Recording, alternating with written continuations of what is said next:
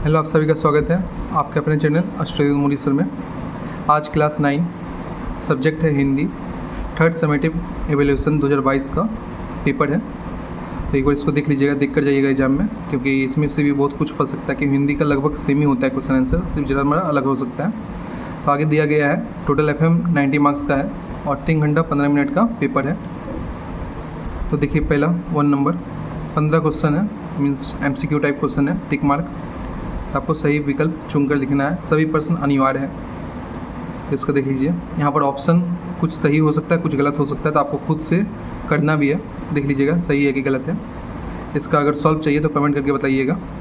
देखिए, जैसे 1 नंबर दिया गया है, आप तो सीधे बड़े साहब से मिलिए, वक्ता किसे सुझाव देता है, नारद को, भूलाराम की पत्नी को, यमदूतों को या चित्रगुप्त को।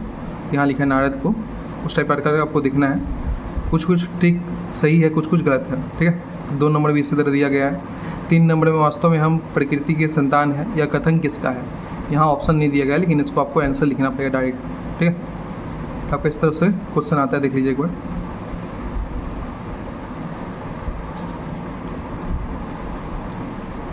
फिर इधर दिया गया है दूसरा पेज में 12, ये आपका 13 नंबर क्रिया उदय के बारे में। आपका व्याकरण भी आ चुका है, वाक्य कर्म वाच्य में ये सब आपको टिक मार्क करना है। फिर शुद्ध वाक्य विकल्प चुनिए। फिर 2 नंबर में देखिए, निम्नलिखित लघु उत्तरीय प्रश्नों का उत्तर लिखिए, कोई 5। तो आपको इसमें से लगभग दिया 8 ठो, पॉइंट में कोई भी 5 आपको करना है। 2 मार्क्स करके है, आपको कोई 5 करना है। आगे पूरा पढ़िएगा, उसके बाद कोई 5 ठो आंसर दे दीजिएगा। फिर है खंड ख, जैसे यहाँ पर दिया गया 3 नंबर, आपका खंड का लिखना सबका अनिवार्य है। 7 नंबर करके है, इसमें आपका 3 क्वेश्चन रहेगा, लाइन दे दिया रहेगा, कविता का हो सकता है या पोएम का हो सकता है, लेकिन यहाँ कविता है, कविता या कहानी कुछ का भी हो सकता है। तो यहाँ कविता दिया गया है 4 लाइन का, आपको ये बतलाना है। पहला क्वेश्चन पूछा है, प्रस्तुत पंक्ति किस पाठ से ली गई है, इसके कवि कौन है। उसके कवि का भी नाम बतलाना है और पंक्ति पाठ का नाम बताना है। जैसे यहाँ यमराज का जो कविता है उस पर लिया गया, उसका है। ठीक है, तो ये आपको 7 नंबर करके है, कोई 2 ठो करना है, उसमें 7 नंबर करके, मतलब ये आपका हो गया 1 नंबर, ये 2 नंबर, ये 4 नंबर, इस प्रकार हो सकता है। ठीक है, फिर दिया गया है, कभी यमराज का घर क्यों नहीं देख पाया, यह भी आपको बतलाना है। दक्षिण दिशा की छोर ना होने का प्रतिकार स्पष्ट कीजिए, मीन्स व्याख्या करें, दक्षिण दिशा के छोर क्यों नहीं है, तो आपको व्याख्या करना है। इस प्रकार का क्वेश्चन आता है। फिर दूसरा दिया गया है, राग कुर्बानियों की ना वीरान हो, तुम सजाते ही रहना नई काफिले, द जश्न, इस जश्न के बाद ज़िंदगी मौत से मिल रही है गली। ठीक है, इसमें आपको क्वेश्चन पूछ जाएगा, 4 लाइन दे दिया है, क्वेश्चन पूछ रहा है, इस अंश के कवि और पाठ का नाम लिखिए। सेम क्वेश्चन है, 3 क्वेश्चन दीजिएगा तो आपको 7 नंबर मिलेगा। इस पर फिर राग कुर्बानियों की ना वीरान हो का तात्पर्य है, फिर प्रस्तुत पंक्ति का आशय स्पष्ट कीजिए, मीन्स व्याख्या करें। ठीक है, फिर खंड ख का देख लीजिए, ये आपका कहानी से लिया गया है। जैसे किसी मेहमान के लिए कुछ अस्थायी प्रबंधकार की दिया जाता है, तो ये भी 7 नंबर करके है।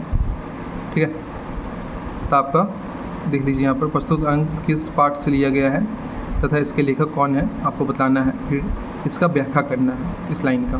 ठीक है, फिर दूसरा नंबर देख लीजिए, जब तने देखा नहीं तो झूठ उड़ाता क्यों है, और सरकार तो खुद समझदार है, सरकार खुद जानते हैं कि कौन झूठा और कौन सच्चा है, और अगर मैं झूठा हूँ तो अदालत में फैसला करा लो, कानून में लिखा है, अब हम सब बराबर है। ये आपको बतलाना है। ये शीर्षक इस चैप्टर का नाम का है, ये कौन सा चैप्टर से लिया गया है, उसके लेखक का नाम का है, ये आपको बतलाना है। फिर इस अंश का वक्ता कौन है, कौन सा, ये जो आपका लाइन है कौन बोल रहा है, उसके बारे में लिखना है। इस प्रस्तुत असंख्य इस प्रसंग व्याख्या करें, मीन्स इस लाइन का व्याख्या करें। ठीक है, फिर 4 नंबर दिया गया है, प्रत्येक खंड में से एक प्रश्न का उत्तर दीजिए 200 शब्दों में, मतलब आपका लगभग 1.5 पेज का होना चाहिए। ये भी 7 नंबर के है।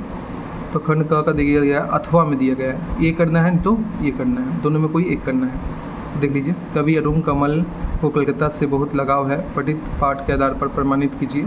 ये आपका ये डिस्क्रिप्शन में दे देंगे इसका वीडियो, आप देख लीजिएगा। इसका आंसर हम डिस्क्रिप्शन में दे देंगे, चैप्टर हम पढ़ाए हैं, तो इसका आंसर देख लीजिएगा।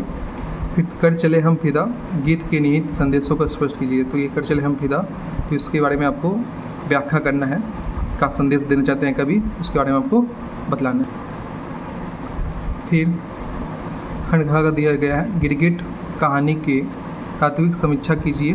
तो गिरगिट कहानी का आपको बतलाना है, उसमें का है, समीक्षा करना है। फिर अथवा ये करिए, नहीं तो ये करिए, वापसी कहानी का कौन सा पात्र आपको सर्वाधिक प्रभावित करता है और क्यों, स्पष्ट कीजिए। तो वापसी जो कहानी है तो आपका उसका में कौन सा कैरेक्टर आपको बहुत अच्छा लगता है, आपको बहुत पसंद है और क्यों, उसके बारे में आपको बतलाना है। ठीक है। फिर 5 नंबर है प्रत्येक खंड के एक एक प्रश्न उत्तर लिखिए, अधिकतम 150 शब्दों में। तो ये आपका कम लिखना है, मतलब एक पेज में आपको होना चाहिए। तो 5:2 है, मतलब 5 करके आपका क्वेश्चन है, 5 नंबर करके।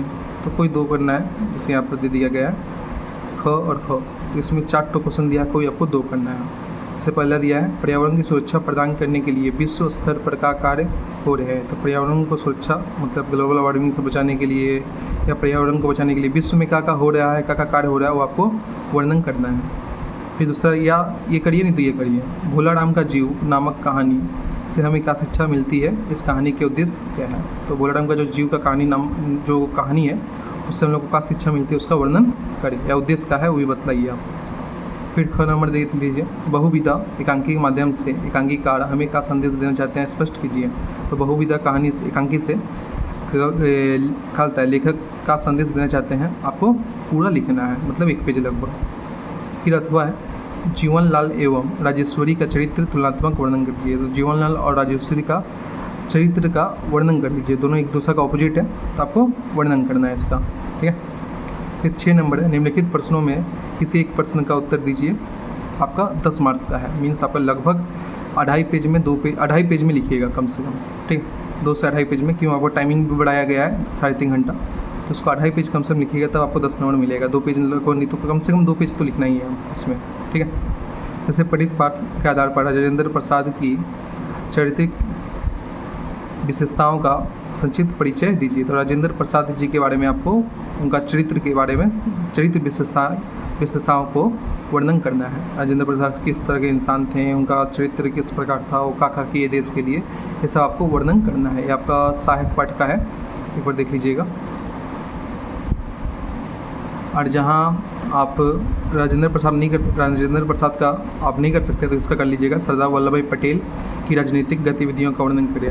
तो सरदार वल्लभ भाई पटेल, जिसको आयरन मैन ऑफ इंडिया कहते हैं, एलो पुरुष कहते हैं, उनके बारे में आपको राजनीतिक गतिविधियों के बारे में वर्णन करना है। वो किस तरह राजनीति में आए, का काम किए, वो आपको याद रखिए। सरदार वल्लभ भाई पटेल भारत के पहले गृह मंत्री थे, लेकिन ये प्रधानमंत्री बनने वाले थे, लेकिन कुछ कारणों से प्रधानमंत्री ये नहीं बने, आपका जवाहरलाल नेहरू बन गया। ठीक है। तो आपको सरदार वल्लभ भाई पटेल, इनके बारे में आपको लिखना है।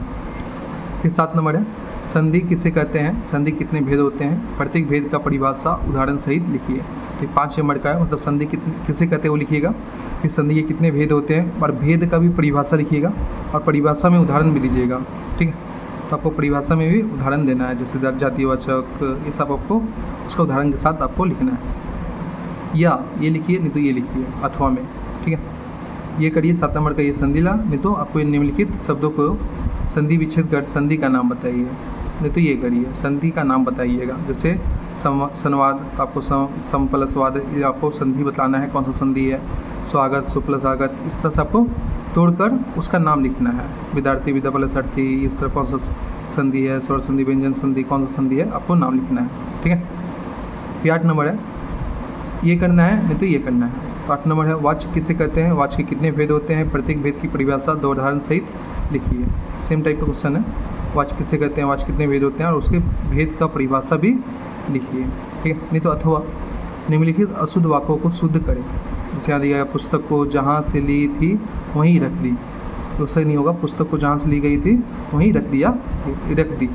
ठीक, उस टाइप से आपको बनाना है। 50,000 का टिकट गायब हो गया, सारा राज्य उसके लिए एक जाति थी, इस तरह से आपको पढ़ना है। और सही जैसे राज्य का स्पेलिंग यहाँ गलत है, कुछ स्पेलिंग आपको यहाँ 50 में बिंदु कहीं लग रहा है, 1000 में ये सब नहीं, तो आपको ढूंढ कर लिखना है सही। इसने तरह का रूप धारण किया, ये सब आपको सही लिखना है। फिर 9 नंबर है निम्नलिखित में से किसी एक विषय पर सभा समितियों का बैठक का विवरण लिखें। तो सभा समिति एक तरह से मतलब बैठक हो रहा है, मतलब आपका एक तरह से मीटिंग हो रहा है, मीटिंग के बारे में आपको लिखना है। तो आपका जिस तरह किसी विद्यालय में सरस्वती पूजा महोत्सव हो रहा है तो आपका एक मान लीजिए प्रिंसिपल उस प्रकार आपको मीटिंग किस तरह किया जाता है उसके बारे में आपको लिखना है, एक तरह से नाटक टाइप का। या नगर पालिका समिति द्वारा वार्ड की सफाई का विशेष अभियान, या नगर पालिका, ठीक है, तो आपका नगर पालिका समिति के द्वारा वार्ड मतलब एक एरिया का आपका साफ़ सफाई किस प्रकार आपको बोलना है, आगे क्या करना चाहिए, ये सब आपको मीटिंग में बतलाना है, आपको लिख कर दिखाना है। 7 नंबर का है, मिनिमम आपको 1 पेज लिखना है, ठीक है।